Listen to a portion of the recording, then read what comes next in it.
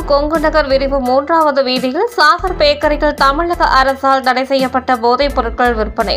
நேற்று இன்று விற்கும் வீடியோ ஆதாரம். நடவடிக்கை எடுப்பது யார்? போதையின் கோரப்பிடியில் இளைய சமுதாயம்.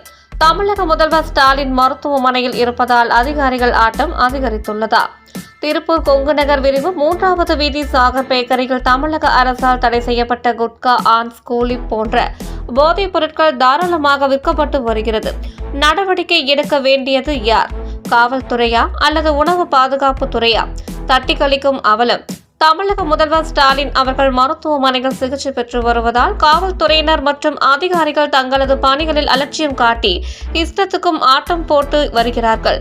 திருப்பூர் மாவட்டம் முழுவதும் கடந்த சில மாதமாக தமிழக அரசால் தடை செய்யப்பட்ட போதைப் பொருட்கள் விற்பனை சர்வசாதாரணமாக நடைபெற்று வருகிறது. சர்வசாதாரணமாக போதைப் பொருட்கள் எளிதாக கிடைப்பதால் இளைய சமுதாயம் மற்றும் பள்ளி மாணவர்கள் போதைக்கு அடிமையாவது ஆங்காங்கே கண்கூடாக தெரிகிறது. நடவடிக்கை எடுக்க வேண்டிய காவல்துறையும் உணவு பாதுகாப்பு துறையும் ஒருவர் மீது ஒருவர் குற்றம் சாட்டி நடவடிக்கை எடுக்காமல் தட்டி கழித்து வருகிறார்கள்.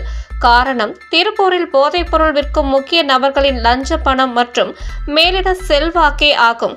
அனைத்து துறைக்கும் மாதந்தோறும் தவறாமல் மாமூல் முறையாக வருவதால் அதிகாரிகள் மற்றும் காவல்துறையினர் யாரும் கண்டுகொள்வதில்லை என சமூக ஆர்வலர்கள் வேதனை தெரிவிக்கிறார்கள்.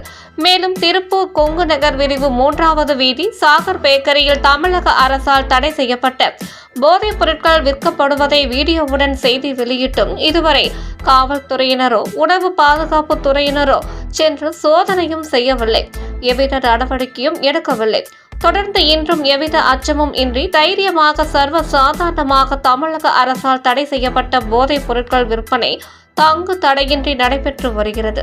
இதுபோல் திருப்பூர் மாவட்டம் முழுவதும் உள்ள அனைத்து பெட்டி கடைகளிலும் தமிழக அரசால் தடை செய்யப்பட்ட போதைப் பொருட்கள் விற்பனை பகிரங்கமாக நடைபெற்று வருகிறது.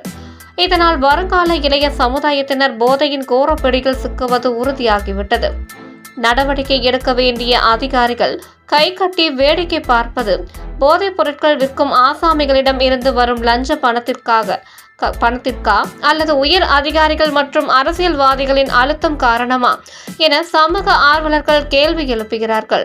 தமிழக முதல்வர் ஸ்டாலின் அவர்கள் போதையில்லா மாநிலம் உருவாக்கப்படும் என ஒருபுறம் பாடுபட்டு வரும் நிலையில் திருப்பூர் மாவட்டத்தில் போதைப் பொருட்கள் கிடைக்காத இடம் கிடையாது என விற்பனை தீவிரப்படுத்தி வருகின்றனர்.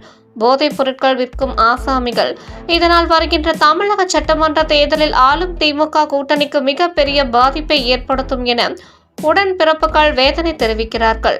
தமிழக முதலமைச்சர் ஸ்டாலின் அவர்கள் உடல்நிலை குறைவால் மருத்துவமனையில் சிகிச்சை பெற்று வரும் சூழ்நிலையை தங்களுக்கு சாதகமாக பயன்படுத்தி கொண்ட காவல்துறையினர் மற்றும் உணவு பாதுகாப்புத்துறை அதிகாரிகள் போதைப் பொருட்கள் விற்பனையை கண்டு கொள்ளாமல் இருப்பதாக பொதுமக்கள் குற்றம் சாட்டுகிறார்கள்.